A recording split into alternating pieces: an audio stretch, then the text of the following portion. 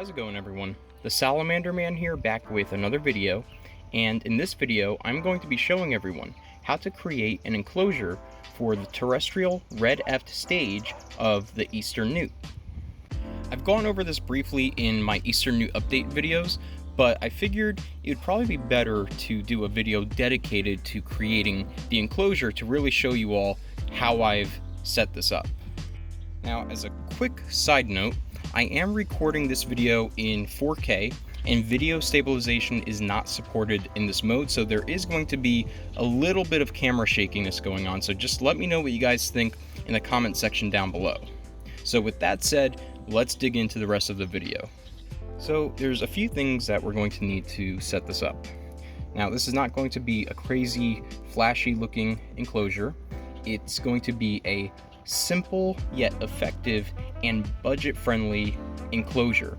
So what we're going to need is some topsoil, which I have right here, and you can also see in this current setup there are some dried oak leaves. These are the kind that you normally see in poison dart frog setups, and a piece of cork bark, which I'm going to just reuse the one that is already in here. And then we are also going to need coconut fiber, and the coconut fiber will be mixed with the topsoil and will be used as the substrate. Alright, so I'm going to pour in this topsoil coconut fiber mixture. I may actually add a little more coconut fiber to this mix.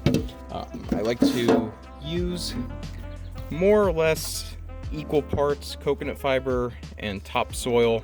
The coconut fiber allows the substrate to retain moisture. That way it doesn't dry out completely. And you don't want this to stay saturated, but you don't want it to dry out completely either, because if it is saturated, that can actually cause skin problems for your animal. So I'm going to go ahead and throw in a little more of that coconut fiber and then show you guys the next part. Now, I've actually decided to throw in some coconut fiber that was seeded with springtails, and these springtails were actually the food source that I was using when my little Eft was much smaller, and at this point he's way too big for this type of food, so I've been feeding him white worms and small earthworms at this point.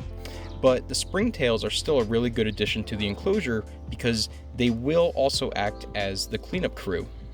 So now the next thing that I'm going to add to this enclosure, I have right here the dried oak leaves. Again, these are the kind that you would normally see in poison dart frog enclosures, and I'm going to just sprinkle that around, and I'll probably move some of that out of the way so I can provide an area where I'm going to place the cork bark, but just spread that around a bit, and that will also provide a few more hiding spots for the newt and also make it look a lot more natural as well. And now the last thing I'm going to add to this setup is that piece of cork bark from earlier. I'm just going to place it in just like that. Maybe just turn that a little bit so I can actually see the newt better once I bring the enclosure back inside.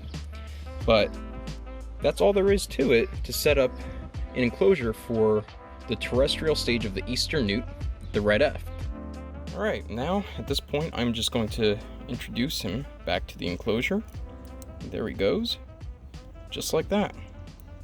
And to top it off, just to retain a little bit of moisture, I've got a spray bottle. I'm going to just lightly mist the tank, just like that.